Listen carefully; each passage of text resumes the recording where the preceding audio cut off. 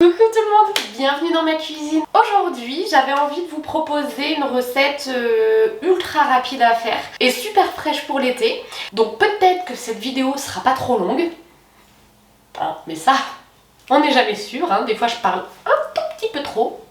Du coup pour cette recette, on va avoir besoin du moule 20 mini muffins comme ça pour faire des petites bouchées. Et on va utiliser une courgette. On est vraiment sur le légume de saison. Je vous avais proposé une recette similaire mais sucrée, je vous la mettrai en petite fiche. On avait fait des rosaces à la pomme et c'était, moi c'est vraiment une petite recette que j'aime beaucoup, qui est simple et qui est super sympa à faire.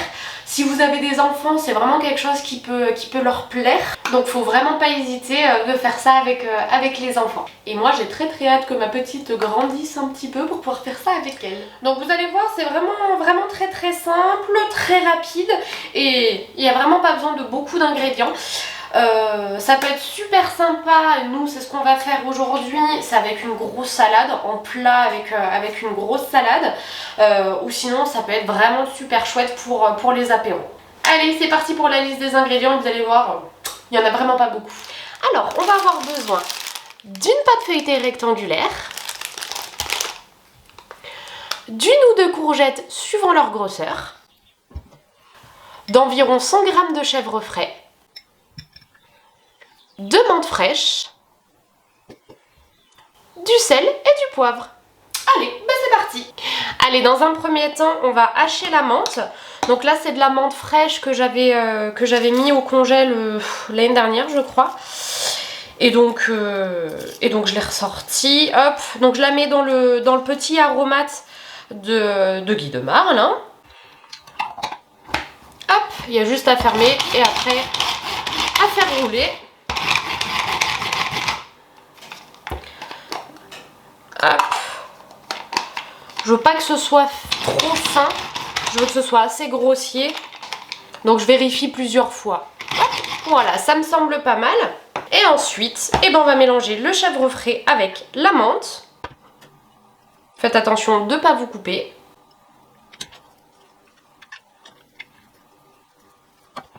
Et ensuite, on va rajouter sel et poivre. Et on mélange bien.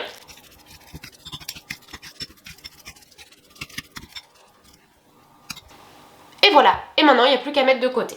Une fois qu'on a fait la petite préparation au fromage, on va pouvoir s'occuper de la courgette. Avec la mandoline, je vais faire des petites rondelles.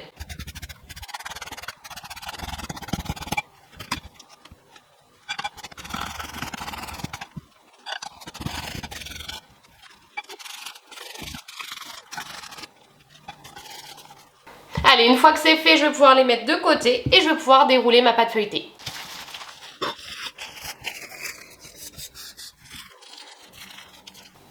Une fois que j'ai déroulé ma pâte feuilletée, vous avez vu, hein, je l'ai déroulée avec la graduation qui est juste là. Je trouve ça plus facile après pour pouvoir découper.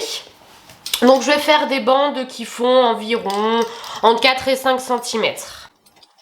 Et donc la graduation, on la voit sur la roule-pâte. Hein. Vraiment, je trouve ça super pratique. C'est pas très droit mon affaire, mais c'est pas grave.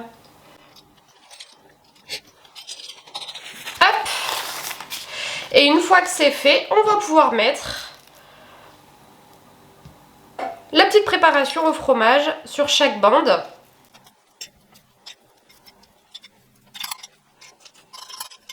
On étale bien. J'avais déjà fait cette recette avec de la purée de tomates. C'était sympa aussi, purée de tomates et herbes de Provence. C'était vraiment super sympa. Mais c'est vrai que c'est très frais avec le chèvre. Donc ça se prête bien à l'été.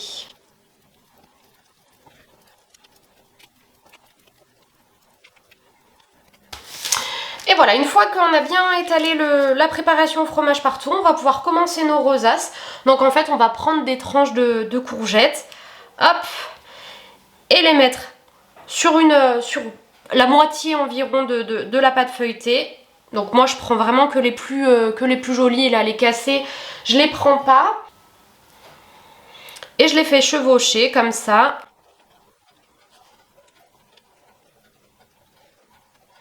Et ensuite je replie, hop, l'extrémité sur la base des courgettes. C'est pourquoi je mettais vraiment qu'à moitié, hein.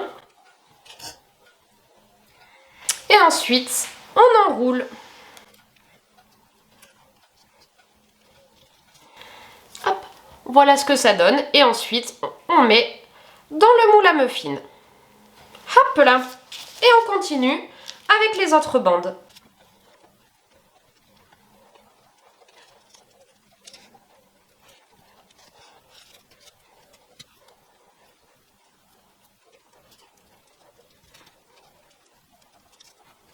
Et voilà, une fois que c'est fait, on peut enfourner nos rosaces à 180 degrés pendant 40 minutes.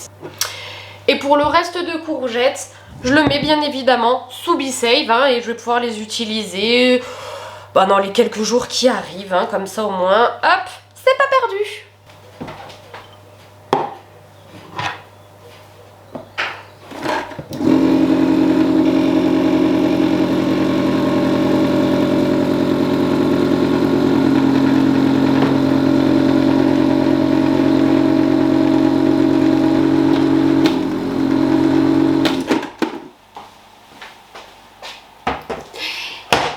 Au bout de 40-45 minutes de cuisson, on a nos petites rosaces. Donc on attend que ça refroidisse un petit peu, qu'on puisse toucher le moule et ensuite on pourra démouler les rosaces. Allez, une fois que ça refroidit un petit peu, qu'on peut toucher le moule, on va pouvoir démouler les rosaces. Personnellement, je vais les démouler sur une petite toile de cuisson parce que je vais les remettre au four 5 petites minutes, juste histoire que ça les réchauffe avant de manger. Donc après, il y a juste à les enlever comme ça.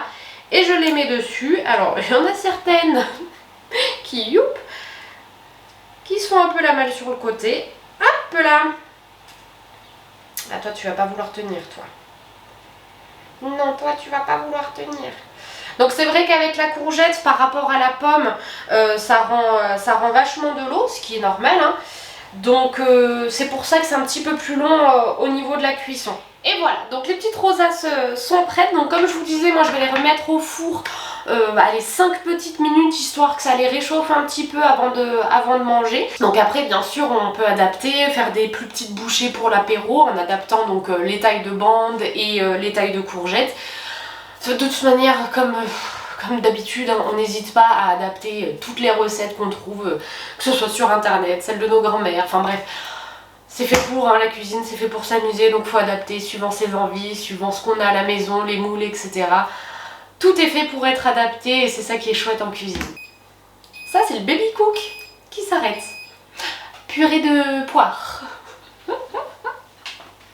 C'est bon? Allez, on peut reprendre. Voilà, j'espère sincèrement que cette petite recette vous a plu. Comme d'hab, devinez, je vous mets la liste des ingrédients sous la vidéo. Évidemment, je vous mets le lien pour mon Instagram. Comme d'hab, je publie des recettes complémentaires à la chaîne YouTube. Et puis, n'hésitez pas à vous abonner, à commenter, à liker, à partager, tout ça. Et on se dit rendez-vous le mois prochain pour une nouvelle recette. Bye bye! Bon, c'est bon, je suis pas floue.